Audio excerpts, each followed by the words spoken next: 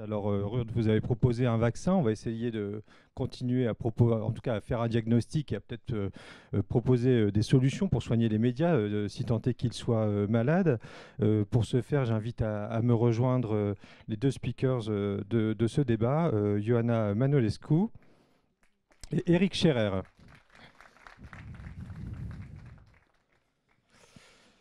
Alors, Johanna, vous êtes professeure à Polytechnique, vous êtes directrice de recherche à l'INRIA, vous êtes responsable du projet Content Check. Je vais essayer de le résumer simplement, parce que c'est un domaine très vaste sur lequel vous travaillez. Votre projet consiste à mettre à disposition des journalistes un maximum de données, à les agglomérer et à développer pour eux des outils qui favorisent leur pratique du fact-checking. Eric, vous êtes directeur de la prospective et de l'innovation à France Télévisions. Vous y préparez le futur de la télévision, et notamment dans les domaines de l'information. Alors, il y a quelques semaines, le président de la République, Emmanuel Macron, a annoncé une loi de fiabilité et de confiance de l'information. On appelle ça tout simplement la loi contre les fake news. Enfin, elle a rapidement été surnommée. Eric, pourquoi cette loi et qu'en sait-on aujourd'hui? Pourquoi cette loi? Je crois que Ruth l'a démontré tout à l'heure, ou l'a montré, et en plus, je voudrais saluer son initiative tout à fait remarquable et assez unique, et probablement extrêmement utile, en tout cas comme vaccin. On verra si ça marche, mais je trouve ça assez extraordinaire. Une loi contre les fake news, d'abord, je crois que le président de la République a été lui-même victime de campagnes de désinformation lors de sa campagne. Il a été particulièrement sensible à ce qui s'est passé, une campagne de désinformation qui suivait celle qui se sont passées aux États-Unis pendant la campagne électorale américaine en 2016, et puis celles qui se sont déroulées durant le Brexit en Grande-Bretagne. Donc aucun pays aujourd'hui n'est à l'abri de ce type de phénomène qui est un phénomène croissant, extrêmement inquiétant, qui prend de l'ampleur. Alors, le gouvernement l'exécutif a effectivement travaillé sur un projet de loi qui sera soumis, nous dit-on, au Parlement au mois de mai ou de juin. Son contenu est en ce moment fait l'objet de consultations, mais non pas de concertation. C'est un texte qui est déjà quasiment bouclé. De consultation qui nous amène à découvrir une initiative qui vise finalement, non pas à dire ce qui est vrai ou ce qui est faux. Je pense que ni l'État, ni le gouvernement, ni les plateformes ne sont en mesure, en tout cas ce n'est pas à eux de le dire. Il est là essentiellement pour encourager ou pour forcer les plateformes à coopérer entre elles pour sortir le plus vite possible les informations qui seraient considérées comme bidons. J'insiste sur ce terme parce que les fausses nouvelles ne sont pas forcément des choses qui sont illégales. En revanche, les informations qui sont fake et qui imitent des vraies informations, elles, sont beaucoup plus problématiques. C'est une nuance qui va probablement faire l'objet de débats dans la discussion parlementaire. L'objet, c'est aussi de demander aux plateformes Facebook, Twitter, YouTube de dévoiler le nom des annonceurs de publicité politique et de dévoiler les montants qui sont payés pour faire de la publicité politique sur ces plateformes. Ça sont les principales mesures sur Internet. Il y a une autre mesure qui concerne plus particulièrement l'audiovisuel. Pour avoir plus de contrôle sur les télévisions qui sont contrôlées par des États non européens, et qui s'installe dans certains pays pour que le CSA ait un contrôle accru dessus. Enfin, la troisième mesure, si je ne dis pas de bêtises, concerne plus précisément les périodes électorales, avec la possibilité d'un référé par un juge qui lui dira le vrai et le faux. C'est son métier, mais qui dira le vrai et le faux et qui pourra fermer ou décider de fermer un site ou une application en cas de problème. Est-ce que c'est facile, Johanna, pour un gouvernement, notamment le gouvernement français, d'aller prendre le contrôle sur des médias basés à l'étranger? Parce qu'après tout, c'est de ça dont il s'agit aussi. En tant qu'informaticien ou technicien, on va dire, nous trouvons l'initiative légale touchante, mais sans espoir. C'est-à-dire, on félicite, effectivement, c'est le rôle des pouvoirs publics d'essayer de faire quelque chose, mais ce que nous avons vu par l'expérience du passé, il y a notamment une étude qui vient de sortir dans Science qui montre que parmi les fake news qui se propagent sur Twitter. Donc c'est une étude très très large faite sur un grand volume de données Twitter. En fait, une énorme partie du public d'une fausse info a été atteinte ou infectée, si on garde le vocabulaire de tout à l'heure, dans les 24 heures. Donc, il n'est pas humainement possible pour même un système avec juge et référé de réagir de façon efficace à des bobards qui se diffusent majoritairement dans les 24 heures suivant leur création. Il est toujours bien, vous voyez l'intervalle de 24 heures, là, l'intervalle après lequel les fake news produites par les enfants s'autodétruisent. En 24 heures, le mal est fait. Donc, il y a pas mal de techniques informatiques qui sont développées pour essayer de classifier de façon la plus fiable possible et de façon automatique les informations qui sortent sur les réseaux sociaux comme étant bidons ou plus ou moins légitimes, enfin on va dire au moins sincères.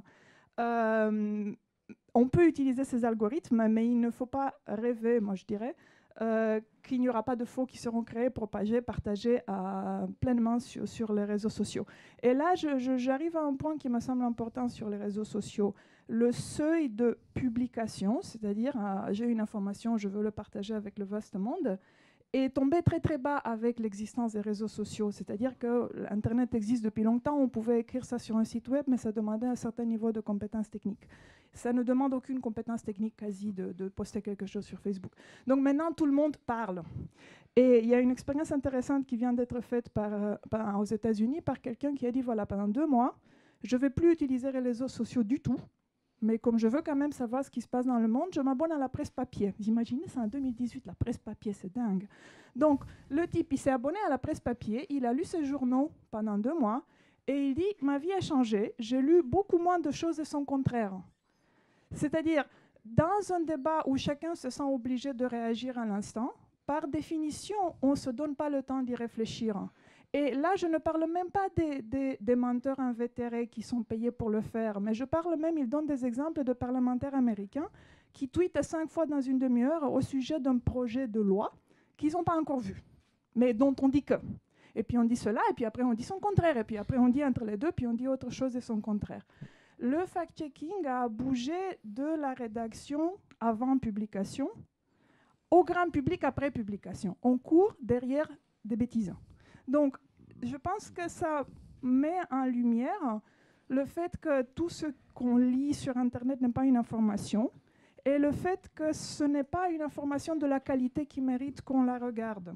Alors, on n'irait pas jusqu'à proposer que tout le monde s'abonne à la presse papier, mais il faut faire attention au simple fait qu'il y a l'information, puis il y a l'imitation d'information, et que le travail de vérification, s'il n'est pas fait en amont, il va falloir le faire en aval, une fois que plein de bêtises seront sorties dans l'espace public.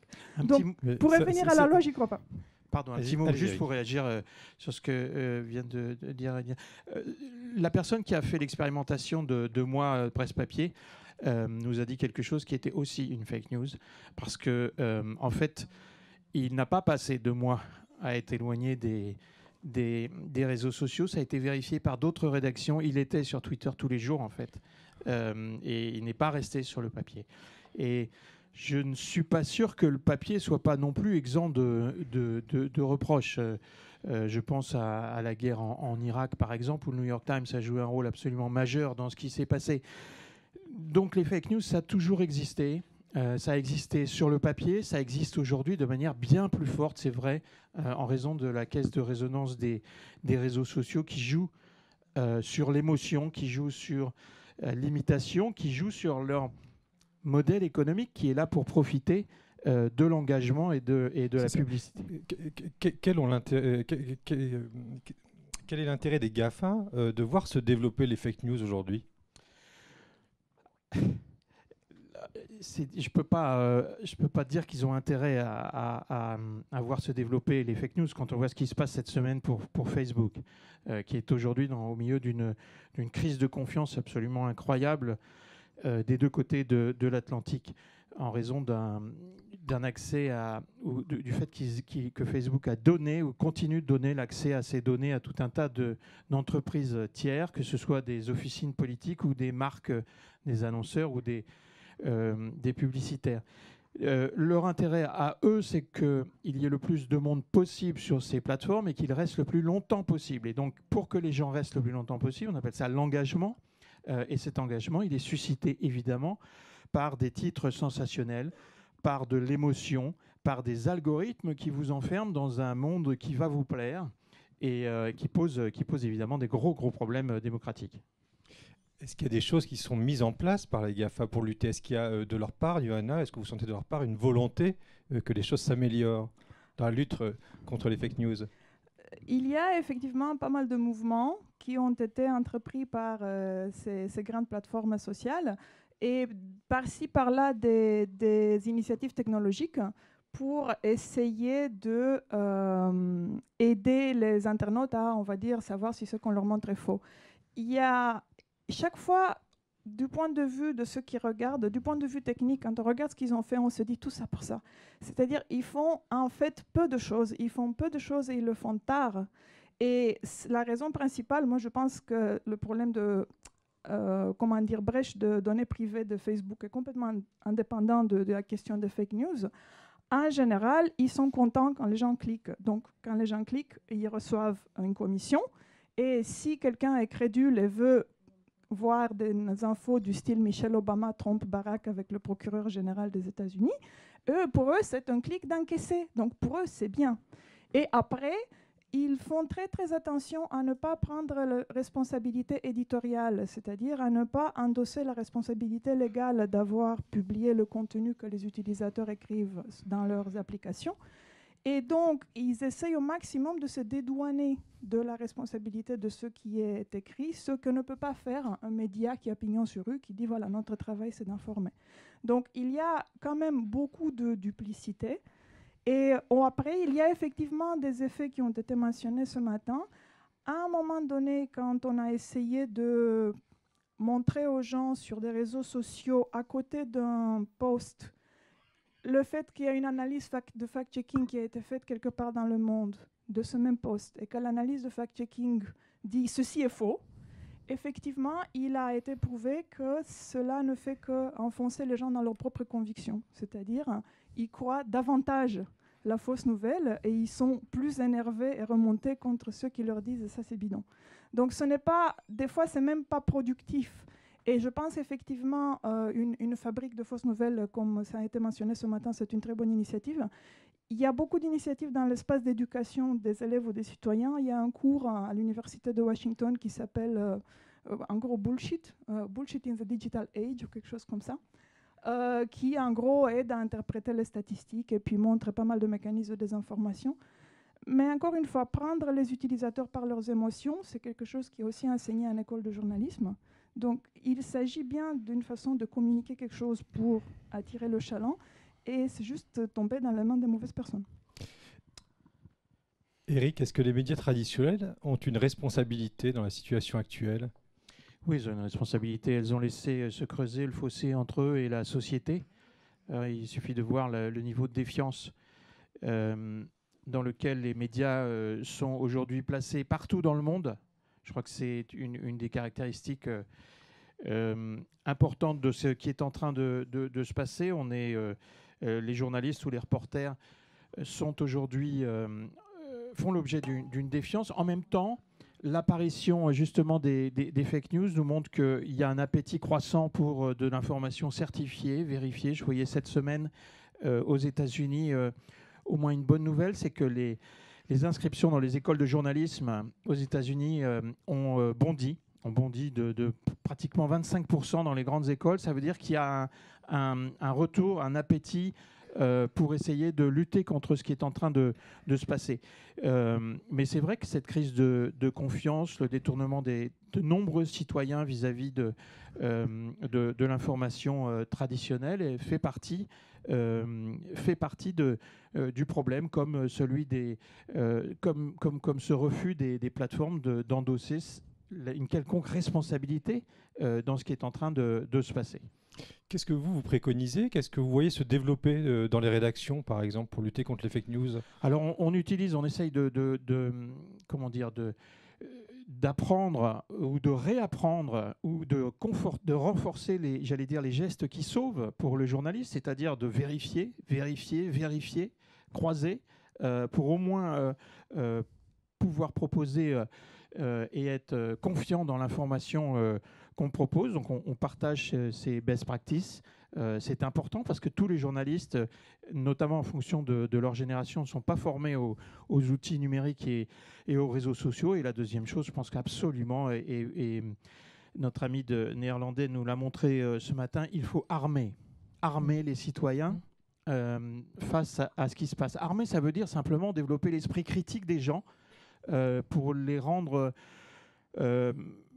moins crédules, pour essayer de leur montrer que ce qui se passe peut être faux, n'est pas forcément en phase avec la réalité. Et donc cette éducation aux médias, cette média-littératie est absolument cruciale parce que, Yona l'a dit, la société, le public s'est emparé de nos outils de production et de diffusion qui étaient jusque-là notre monopole, s'en sert à nous aussi de leur apprendre, de leur dire ce que c'est que de la diffamation, du copier-coller et puis du fake news. Johanna, on parlait de la formation des journalistes. Content Check que vous développez consiste à les aider. Est-ce que vous pouvez nous en dire plus sur ce projet ? Donc le projet Content Check est un projet qui est financé par l'Agence nationale de la recherche. Donc c'est un projet qui implique plusieurs laboratoires d'informatique et aussi l'équipe de fact-checking du journal Le Monde qui s'appelle les Décodeurs. Et les Décodeurs sont une équipe assez unique, je pense, parce que ils ont été créés avec dès le départ l'idée que étiqueter quelque chose vrai ou faux, c'est juste la pointe de l'iceberg. Et en fait, ce qu'il faut faire, c'est expliquer les questions. La société dans laquelle nous vivons est extrêmement complexe. Il y a des mécanismes compliqués qui se mettent en place, il y a des notions compliquées avec lesquelles on travaille. C'est le prix de la civilisation. Vous avez probablement tous entendu parler ou entendu dire le chômage des jeunes en France est 25%. Qui pense que c'est vrai ? Qui pense ? Quelqu'un ? Qui pense que c'est faux ? Voilà, qui n'est pas sûr ? Voilà. Vous voyez ce qui se passe, la majorité n'est pas sûre. Et ça, c'est le prix de la civilisation. Nous vivons dans une société complexe et la réponse à la question est-ce que c'est vrai, est-ce que c'est faux, dépend de quelle définition de chômage vous voulez bien utiliser, parce qu'il y en a 4 ou 5. Et qu'est-ce que vous comptez comme jeune, de quel âge jusqu'à quel âge? Et est-ce que vous comptez aussi parmi les jeunes qui étudient ou est-ce que vous comptez seulement parmi les jeunes qui n'étudient pas? Et c'est vrai ou faux selon que l'on est dans une case ou dans l'autre. Donc, ce à quoi je veux arriver, c'est que établir si une affirmation de ce genre est vraie ou fausse nécessite en général une bonne compréhension du domaine, d'être assez spécialiste pour pouvoir spécialiser et bien mettre au point la mesure dont on parle, et ensuite trouver la base de données dans laquelle une information de confiance peut exister, parce qu'on va quand même se fier à des sources de référence, à des sources de confiance, sinon on ne peut pas savoir, et arriver à trouver la réponse à ces questions dedans. Donc nous, ce qu'on fait en tant qu'informaticiens, c'est essayer d'inventer des outils que les journalistes peuvent utiliser pour faire ces 2 dernières tâches-là, à savoir trouver la base de données de confiance et trouver la bonne réponse dedans. Trouver si la base dit au moins quelque chose à ce sujet, parce qu'on peut vous dire 3/4 des poissons rouges en France sont maltraités par leur maître, et là, il n'y a pas beaucoup de bases de référence pour ça. Et vous imaginez pas combien de questions intéressantes on pourrait traiter de façon fiable si seulement l'accès aux données, à des données qui sont déjà publiques ou auxquelles une rédaction peut s'abonner sans difficulté, était mieux accessible. Donc dans ce projet, ce qu'on fait, d'un côté, on travaille avec les journalistes pour essayer de prendre de leur part les besoins. De quoi vous avez besoin? Qu'est-ce que vous faites? Comment vous travaillez? Qu'est-ce qu'on peut faire pour vous aider? Et de l'autre côté, de regarder nos techniques que nous connaissons ou que nous inventons en gestion de base de données, en gestion de base de connaissances, en raisonnement, en recherche d'informations, afin de produire des outils qu'on mettra dans leurs mains pour qu'ils puissent faire ce travail d'identification et d'exploitation des données de référence de la meilleure manière qui soit. Merci Johanna. Eric, vous vouliez réagir? En tout cas, une question pour Johanna. Aux États-Unis, il y a certaines personnes dans la Silicon Valley qui estiment que l'intelligence artificielle va nous permettre un jour ou l'autre, peut-être bientôt, peut-être un peu plus tard, de débunker, en tout cas de résoudre ce problème comme on a résolu, ou en tout cas en grande partie, le problème du spam dans nos boîtes email. Est-ce que c'est possible? Est-ce que c'est vrai? Je pense que c'est atteignable, mais il faut faire une nuance très importante. Il y a des fake news. Il y a actuellement des algorithmes qui sont capables d'identifier des fake news en s'appuyant sur des critères tels que est-ce que ça finit par 3 points d'exclamation? Est-ce que ça contient des mots comme extraordinaire, épatant, incroyable, vous croirez jamais, choquant? Est-ce que ça parle d'un sujet qui est très à la mode? Est-ce qu'il y a des mots comme crime, viol, inceste, assassinat et autres? Donc, ce sont des techniques que l'apprentissage automatique peut bien exploiter et qui ont déjà été développées. Il y a des thèses soutenues au MIT là-dessus, qui s'appuient sur des aspects d'une info. Et en la comparant à toutes les infos qui ont été vues avant, certaines connues comme étant vraies, certaines connues comme étant fausses, ben, l'algorithme finit par apprendre exactement comme pour les spams. Et il finit par vous faire un tri. Ces tris par apprentissage automatique ne sont jamais à 100% exacts. Vous avez tous eu l'expérience d'un mail utile qui a été mal classifié comme spam et que vous n'avez pas reçu. Mais en général, on va dire ça nous sort 90% des bobards de la table. On est un peu tranquille. Le fact-checking est plus évolué parce qu'il essaye vraiment de savoir de quoi il s'agit. C'est-à-dire, le fact-checking regarde le contenu de l'info et il essaye de dire est-ce que quelque chose est connu à ce sujet? Est-ce qu'il y a une base de référence là-dessus? Est-ce que la valeur ou la vérité connue dans la base de référence est suffisamment proche de ce qui est affirmé? Donc, pour détecter des traits grossiers de bobards grossiers, je pense que l'apprentissage automatique, c'est une méthode tout à fait valable qui va peut-être nous débarrasser de 80%, de 80-90% des intox. Il restera les autres pour lesquels il faut une analyse plus fine, pour laquelle il faut un humain. Et cet humain, il a besoin d'outils pour l'aider à exploiter les données. Eric, est-ce que les fake news sont finalement pas une bonne nouvelle pour les médias traditionnels, puisque c'est un nouveau terrain de jeu pour elles, peut-être un moyen de gagner en crédibilité? Je ne vous sais pas très optimiste sur la question. Moi, je pense que ça va être pire avant d'aller mieux. Parce que les technologies sont en train de... elles aussi, les technologies de fake, on parle déjà de deepfake. Le deepfake, ce sont des fausses vidéos, des fausses bandes son qui sont en train d'apparaître sur Internet et qui prennent le visage de vidéos ou de scènes réelles en prenant des gens connus, en mettant leur tête sur des corps différents, en les mettant dans des situations qui n'ont pas existé. Imaginez ce qui va se passer où... si on invente de toutes pièces une catastrophe qui ne s'est pas passée avec des personnages, c'est en train d'être élaboré. Donc ça va être de plus en plus difficile de lutter contre ça parce que la technologie des faussaires progresse aussi. En même temps, vous avez raison, je pense que les médias traditionnels ou ceux qui pourront se prévaloir d'un process dans le mode d'information et dans sa collecte et de sa vérification peuvent servir de balises, de repères dans le bruit et essayer de réduire ce bruit et ces fake news dans cette dimension de repères. Oui. On le voit dans la rédaction, c'est vrai qu'il y a de nouveaux types d'articles qui apparaissent ces dernières années. Vous avez parlé aussi de projets de fact-checking, où finalement même les médias traditionnels, je le vois à La Voix du Nord, régulièrement on se met à démêler de l'information. C'est une information naturellement qu'on n'aurait pas traitée avant, simplement elle prend de l'ampleur sur les réseaux et les journalistes se trouvent contraints à traiter une fausse information pour démêler le vrai du faux. Je ne pense pas que ce soit si nouveau. Eric a parlé de la campagne électorale américaine de 2016, mais la vraie naissance du fact-checking en tant que sujet, en tant que façon de faire du journalisme et de l'analyser en direct, moi on va dire sur le web, moi je la date de la campagne présidentielle de 2012. Donc en 2012, factcheck.org, qui est un grand portail organisation de fact-checking, a été créé pour les présidentielles de 2012 aux États-Unis. Et factcheck.org a continué, mais alors c'est un effort manuel, ce sont des gens qui travaillent et qui prenaient une phrase dite par un candidat du style « le chômage a baissé » ou « pendant mon mandat, il s'est passé quelque chose d'extraordinaire et le pays doit me remercier pour cela ». Et il la passe au crible pour vérifier à la main contre toutes les bases de données connues, est-ce que ceci est vrai, est-ce que ceci est faux.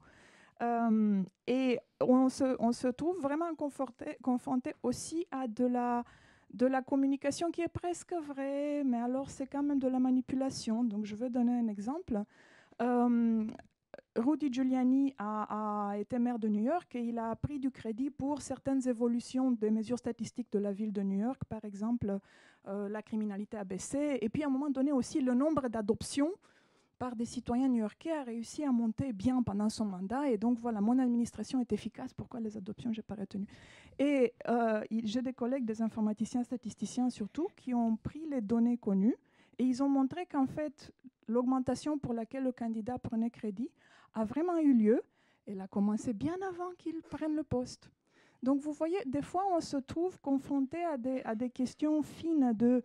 Statistiquement parlant, c'est vrai qu'il y a une mesure statistique qui a grandi pendant une certaine période, mais elle avait commencé à grandir avant, donc son élection n'y est pour rien. Et je pense que ce genre d'analyse, le candidat a dit que toutefois, quand on regarde de près, ce n'est pas si clair que ça. Je pense que ça vous ne me direz pas le contraire, ce n'est pas nouveau. Merci Johanna, merci Eric. Il nous reste quelques minutes pour prolonger ce débat avec vous. On va se donner 5-6 minutes de questions-réponses. Qui veut la parole? Qui veut? Monsieur?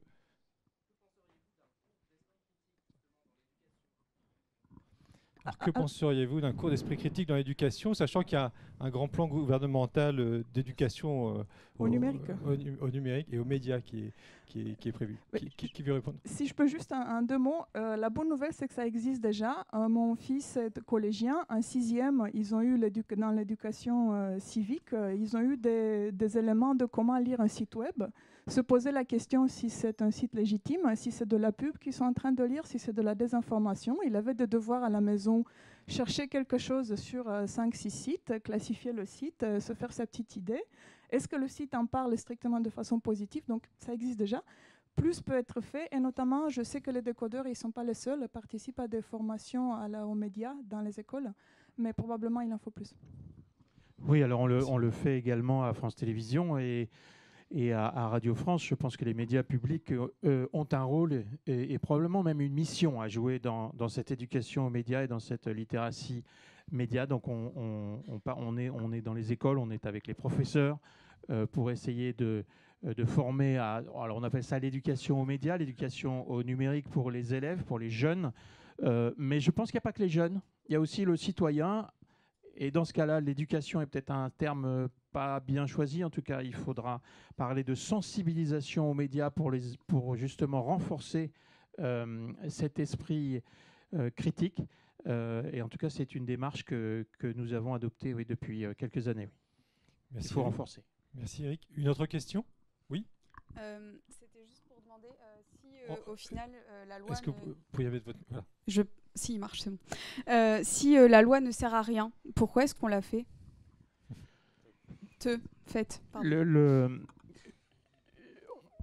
Johanna a dit pensait que ça serait difficile de faire appliquer, en tout cas de réussir à contrer le mouvement.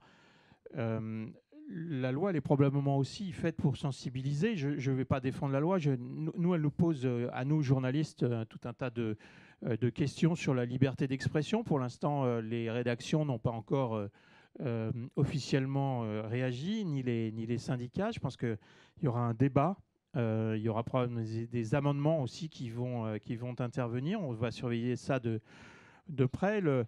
L'intérêt, en tout cas, pour voir si c'est possible, et elle a raison de parler des 24 heures. Un exemple dans la loi qui n'est pas prévu, c'est ce qu'on appelle la période de réserve dans une élection, où dans les 24 heures ou les 48 heures avant une élection, les médias n'ont pas le droit de parler de cette élection. Et c'est justement dans ces 24 heures ou ces 48 heures que vont se passer des choses sur les réseaux sociaux, alors que nous, médias, n'avons pas le droit d'en parler. Là, il y a un problème. Ce n'est pas encore prévu dans la loi. On verra si ça sera le cas.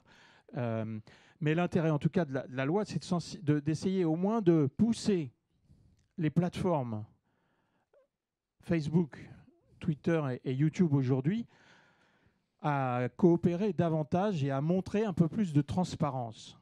C'est, me semble-t-il, l'intérêt premier.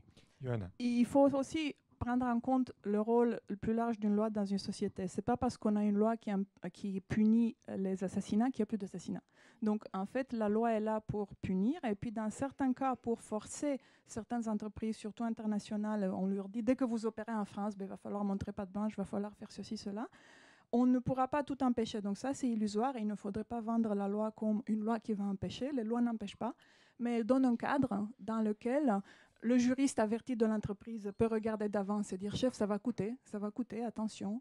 Et effectivement, après coup, on peut se dire quelle partie de cette loi vous n'aviez pas lue. C'est déjà ça. Merci. Une autre question ? Ici. On viendra vers vous après. Oui, c'est à côté un peu. Mais il semble que depuis hier, les journalistes, plusieurs médias, vous avez décidé, au fond, de faire vous-même ce travail de comptage par rapport, justement, aux manifestations. Comment vous situez, justement, ce pouvoir que vous vous donnez par rapport à toute une série d'informations, on sait bien, fausses en la matière? Ce pouvoir, il a un nom qu'on revendique. C'est celui de tiers de confiance. Je pense que le média, le médiateur, et le média d'information en particulier, peut assumer ce rôle de tiers de confiance dans la société. Effectivement, nous, médias, un certain nombre de médias, dans La Voix du Nord, la France Télévisions et d'autres, ont décidé, face à la propagande des syndicats ou de la police, de faire son propre comptage. Ça fera 3 comptages et vous choisirez celui que vous désirez. Oui, si je peux porter un petit élément là-dessus, puisqu'on l'a fait hier à la rédaction de Lille de La Voix du Nord, on pense aussi qu'il est... Enfin, je me mets toujours à la place du lecteur, si vous voulez, quand je pilote une édition, et je me dis, mais le lecteur va avoir demain 2 chiffres, et je me dis, le lecteur va dire, mais les journalistes, ils n'ont pas fait leur boulot, ils n'ont pas compté les gens sur le terrain. Donc c'est vrai que maintenant, on a tendance à le faire quasiment systématiquement. Alors évidemment, on n'est pas des professionnels du comptage, comme peuvent le faire les anciens RG ou les syndicalistes avertis. Néanmoins, c'est un comptage et souvent, curieusement, il tombe entre les deux. Donc c'est qu'on ne doit pas être trop loin de la vérité. Et là, pour le coup, il y a un 4e comptage qui arrive ou qui est déjà en place d'ailleurs, c'est celui des caméras dans les rues, en Chine ou en Angleterre, qui va pouvoir compter très précisément combien de gens sont présents. Oui, il y avait encore une ou deux questions là. Voilà. Oui, alors Madame Manolescu a évoqué l'exemple de Giuliani avec effectivement cette belle histoire. Et finalement, est-ce que les fake news n'ont pas été précédés aussi d'un travers qui a été le storytelling, qui est un petit peu de se raconter des histoires, même si on enrobait un peu la vérité, on la rendait plus agréable à lire ou à écouter ou à voir. Et donc du coup, est-ce qu'on n'a pas construit quelque part les prémices des fake news avec cet intérêt du storytelling? Et j'avais une deuxième question, c'est on a vu se développer aussi des collaborations internationales au niveau des médias pour traiter un grand nombre, une masse d'informations qui ne pouvaient pas être traitées sinon par plusieurs centaines de journalistes et ainsi avec l'appui des systèmes d'information. Est-ce que le journalisme de demain, pour justement faire en sorte que ces histoires sortent, hein, comme les Panama Papers par exemple, c'est aussi de travailler plus en collaboration? Deux grandes questions, deux réponses courtes. Oui, je suis donc désolé. pour la première réponse, c'est oui. Donc est-ce que le storytelling est pour quelque chose? Oui. Les humains racontent des histoires les uns aux autres et ils essaient de se mettre dans la bonne lumière depuis Adam et Ève. Donc là, il n'y a rien de nouveau. C'est clair, c'est bâclé. Deuxième question, très intéressant. Grande collaboration internationale entre des journalistes. Il y a 2 projets qui méritent absolument d'être mentionnés. Il y a Crosscheck, qui est un projet qui réunit plusieurs médias européens, je crois, qui vise à partager des informations et à partager le travail de vérification, de sorte que s'il y a un scandale international avec une entreprise au hasard roumaine qui vend de la viande que quelqu'un étiquette comme du bœuf alors que c'était du cheval, etc., qu'il puisse avoir un journaliste dans chaque pays sur le terrain qui est le plus à même de vérifier le bout d'informations qui le concernent, là où ils sont experts, et de partager des informations. Ça montre aussi, et ça c'est très important je trouve, que ceux qui sont dans le métier savent, les médias traditionnels n'ont pas suffisamment actuellement de moyens, ne payent pas suffisamment de journalistes qui soient spécialisés, qui ont un bon statut, qui aient le temps des enquêtes. Et pour avoir grandi dans un pays communiste et une dictature jusqu'à mes 14 ans, je veux vous dire, si vous n'aimez pas les médias, essayez sans. Je vous assure, c'est vraiment moins bien, vraiment moins bien. Merci Johanna. Merci, et sinon, merci. les journalistes doivent travailler avec les informaticiens. Oui, les décodeurs le font déjà, tout le monde va suivre. Merci de votre attention.